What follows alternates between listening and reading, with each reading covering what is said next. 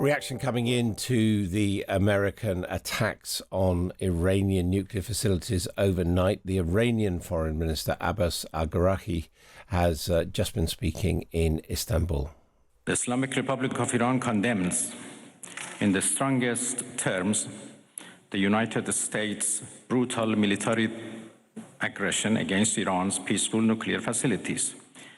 It is an outrageous, grave, and unprecedented violation of the fundamental principles of the Charter of the United Nations and international law.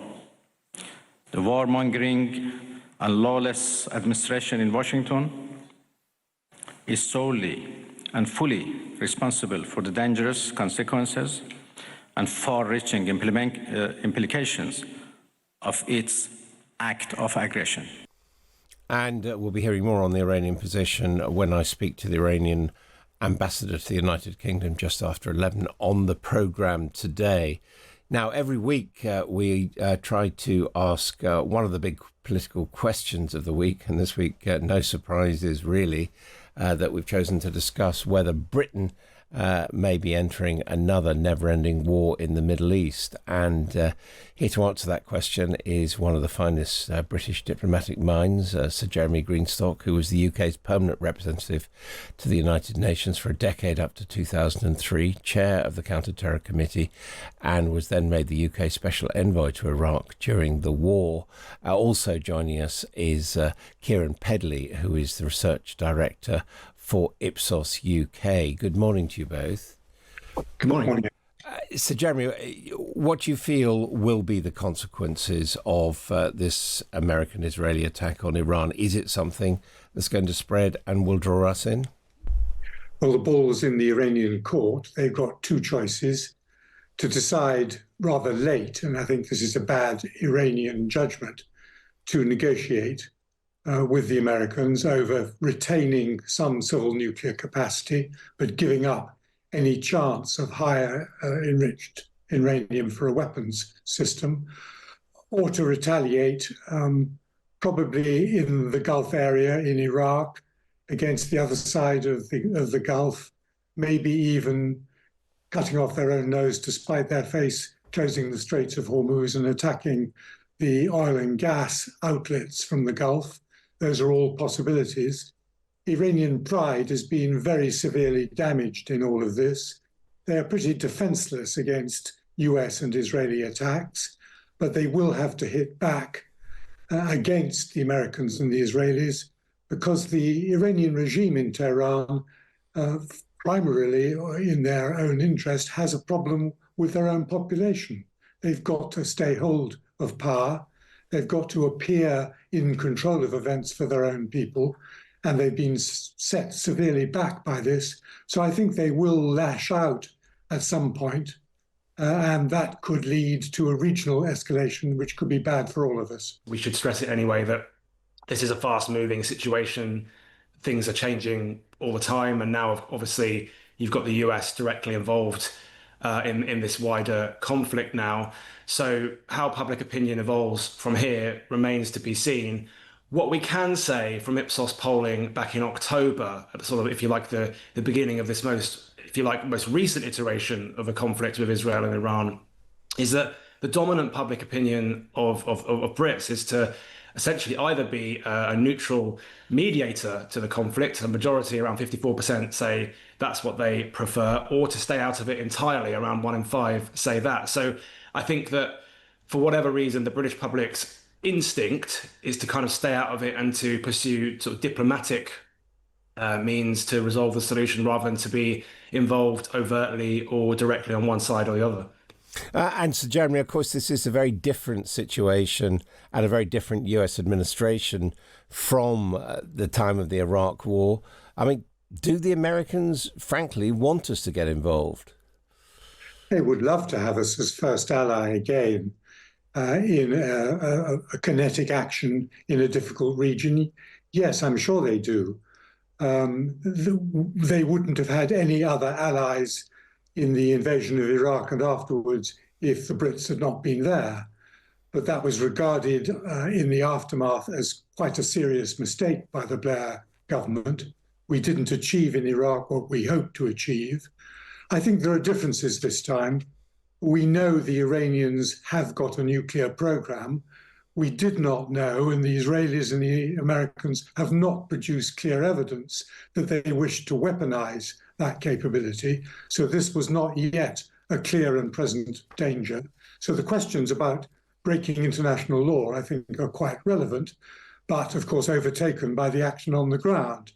I would have thought that the British government, any British government, would want to stay out of any involvement in kinetic action against the Iranians in these circumstances. And what do you make of the Americans not asking for British assistance, not asking for use of British bases in these circumstances? I don't think they needed us for what they primarily wanted to do, which was to destroy the facility underground at Fordow, which was the most protected of the enrichment sites and needed to be destroyed if Iran was to be prevented from any further highly enrichment exercise. And they didn't need our bases beyond, of course, Diego Garcia, which we share with the Americans in the Indian Ocean. And they didn't need our bombs. They've got far bigger bombs. So we were, I think, irrelevant to the American calculation of military action. You can probably clarify one point that's unclear to me. To use Diego Garcia, as you say, it's a shared base. Do the Americans have to ask our permission? They would, I think, have to let us know what they were putting through Diego Garcia. They would need to consult with us on the aircraft or the equipment they were putting through Diego Garcia, but we would not be in a position to say no to them. Kieran, at the moment, as you know, missiles are being exchanged between Israel and Iran. Some time ago, the UK and indeed France did join in defending Israel from missile attack. I suppose the possibility must be that that could happen again. What do the British public think about that? So again, without being boring, I think it's important to stress that things are changing all the time, and so no, I'm very grateful that you are pointing out. Take it seriously. Of course, no, and of course, you know, we have to sort of bear that in mind, and public opinion can change with it. I think what we've seen over the last sort of year or so is that public opinion has become less sympathetic towards Israel. We know that in domestic politics, what's been happening in Gaza has been highly controversial and has had political ramifications in the UK. So I think we very much see a public that's split on UK involvement in the Middle East and in the sort of wider Israeli conflict with neighbours. I think what really remains to be seen, though, is now that we've had what we've had over this weekend, how do things change now that America's involved, now that there's a more direct conflict with our allies and Iran? And as Jeremy, how would you see UK's relationship with Israel today? I think it's a bit equivocal at the moment. The Conservative government was very supportive of Israel. So far, Sir Keir Starmer's administration has been largely supportive of Israel, but with serious internal Labour Party doubts about the methods of the Israelis in Gaza and the West Bank. So I think we would not have wished Israel to take this action. We would much have preferred diplomatic action to lead on Iran.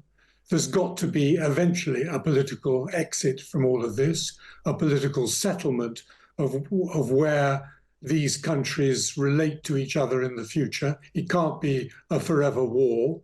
And President Trump certainly doesn't want Americans involved in anything on the ground in the Middle East. But the British, I think, will have to be politically supportive of the aim to deny Iran any chance of creating a nuclear weapon.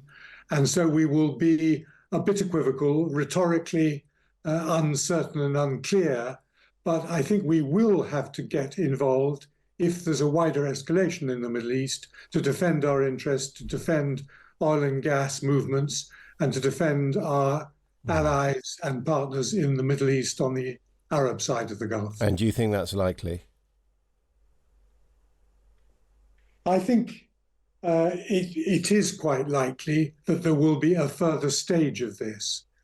I don't think the Straits of Hormuz will be closed, or if they are closed, not for long. The Americans are highly prepared for that eventuality. But I think there will be Iranian strikes at American and Israeli interests. I think Iraq will turn more against the US because it's quite close to Iran at the moment, and there's a strong Shia influence from Iran into Iraq. That's the easiest theatre for the Iranians to retaliate. It's more difficult for them now in Yemen with the Houthis and in Lebanon. So I think Iraq will be the main theatre.